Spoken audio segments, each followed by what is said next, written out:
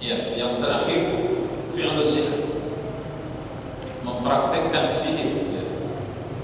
Wa minhu as-sarf wal 'athaf.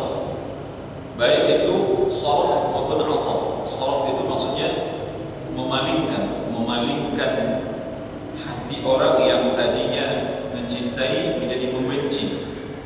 Kalau 'athaf itu maksudnya yang tadinya hati orang tidak tertarik tapi menjadi tertarik dan mencintai. Itu sarf dan 'athaf. Kedua-duanya sihir. Siapa yang mempraktikkan sihir, maka sepakat para ulama mengatakan dia telah keluar dari Islam, dia kafir. Wa ma yu'allimani min ahadin hatta yaqula innama nahnu fitnatun fala takfur. Kedua malaikat Harut dan Marut tidaklah mengajarkan sihir itu kepada seseorang pada saat itu, melainkan mereka berkata, apa kata mereka?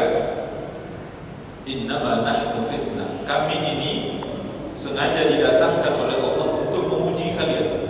Oleh karena itu jangan kalian belajar sihir dan jangan mempraktikkan sihir. Kalau kalian mempraktikkan ini maka kalian menjadi kafir. Ini ayatnya.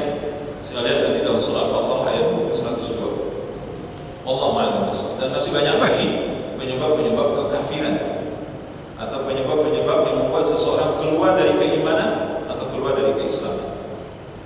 Kita berlindung kepada Allah agar Allah menjaga hati kita, diri kita, jiwa kita dari ketergelinciran, dari keimanan, dari keislaman kita. Wallahu a'lam bishawab. Mungkin ada pertanyaan dari Bapak Ibu, silakan. Silakan. Assalamualaikum warahmatullahi wabarakatuh. Ustaz, tadi Ustaz mengatakan bahwa dunia itu menipu, rendah. Tapi kalau kita itu disampaikan kalau sholat qobliyah subuh itu lebih baik dari dunia dan isinya. Sedangkan dunia itu kan jelas rendah. Kenapa digambarkan seperti itu? Mohon penjelasannya. Iya. Tadi dikatakan bahwa dunia itu kesenangan yang menipu. Allah mengatakan, "Wa mal hayatud dunya illa mata'ul ghurur." Dalam surah Al-Imran disebutkan itu. Dan adalah kehidupan dunia itu kecuali kesenangan yang menipu. Jadi kehidupan dunia ini adalah kesenangan yang menipu. Artinya kan memang tidak ada harganya harusnya. Sebagaimana digambarkan oleh Allah di dalam oleh Rasulullah SAW dalam hadis yang lain, bahwa dunia ini kata Nabi SAW tidak sampai nilainya dengan tidak sebanding nilainya dengan selembar sayap nyamuk. Kalau seandainya dunia ini kata Rasulullah SAW nilainya setara atau sebanding dengan senilai sayap nyamuk, maka orang kafir tidak akan diizinkan untuk meminum air yang ada di dalam bumi ini atau yang ada di dunia ini.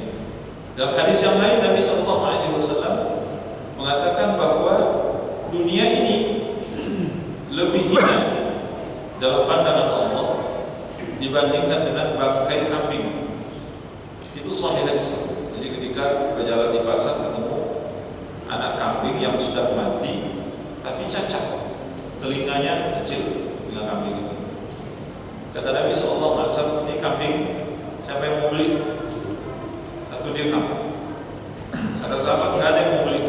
Ya sudah dikasih aja. Yang nggak mau beli dikasih. Kata sahabat, tidak ada yang mau menerima kambing. Kalaupun kambing ini hidup, tidak ada dari kami yang mau mengambilnya. Kenapa? Karena kambing ini cacat.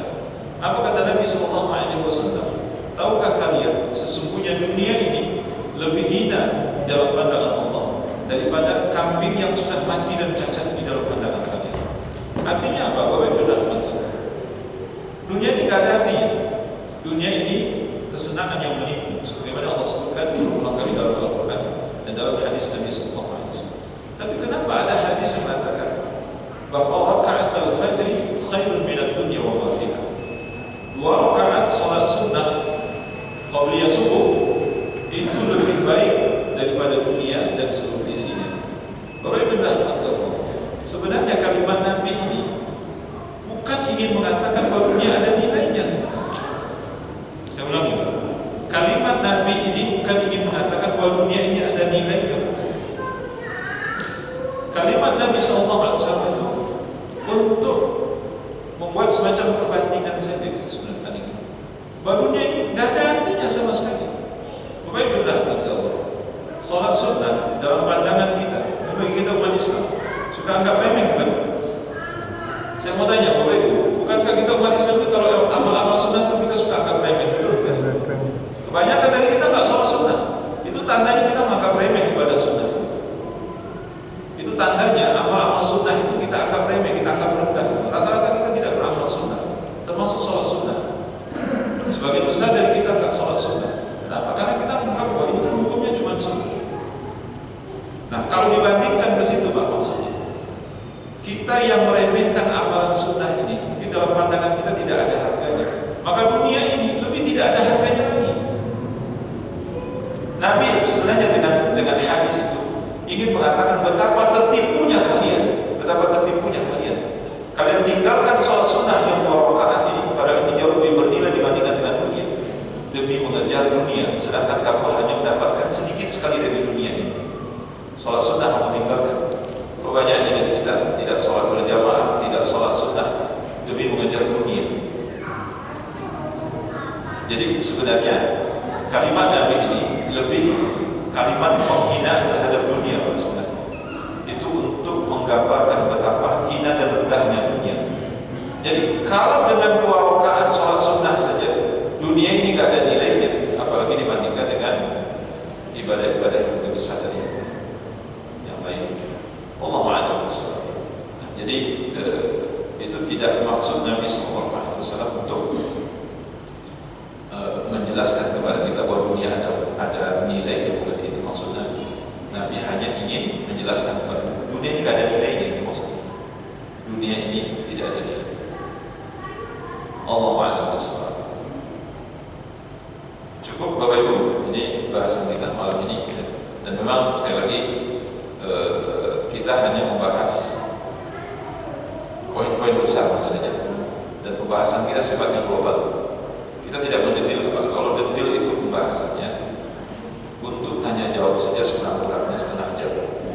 Tanya jawab sekurang-kurangnya setengah jam. Kalau mau detil, ini pembahasan setengah jam. Jadi memang tidak memungkinkan waktunya. Oleh karena itu, Bapak Ibu, kita cukupkan waktu yang sedikit ini. Dan saya berharap Bapak Ibu rahmati Allah nanti belajar lagi gitu maksudnya. Di mana kita ada majelis-majelis ilmu, belajar lagi hal-hal yang membatalkan keislaman ini lebih detail lagi. Sebenarnya bisa saja setiap 1 kali pertemuan 1 poin, 1 kali pertemuan 1 poin. Nah itu mungkin bisa agak lebih detail.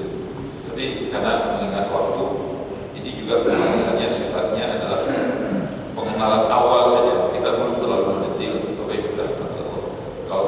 Kalau mendetail pembahasannya ya tidak memungkinkan. Sungguh tidak memungkinkan. Maka kita harus menyiapkan waktu sekurang-kurangnya 1,5 jam 1 kali pertemuan. Itu idealnya kajian. Semoga yang sedikit ini bermanfaat dan kalau tidak bisa mengingatkan kita agar kita tidak tergelincir dari jalan Allah Subhanahu wa taala, tidak tergelincir dari jalan Islam, iman yang telah dicontoh dan ditinggalkan oleh Nabi kita Muhammad sallallahu alaihi wasallam. Semoga apa yang dijelaskan bermanfaat bagi diri saya dan kita semua yang hadir. Sallallahu alaihi Muhammad wa ala alihi wasallam. Subhanallah wa bihamdika asyhadu an la ilaha illa anta astaghfiruka wa atubu ilaik. Assalamualaikum warahmatullahi wabarakatuh.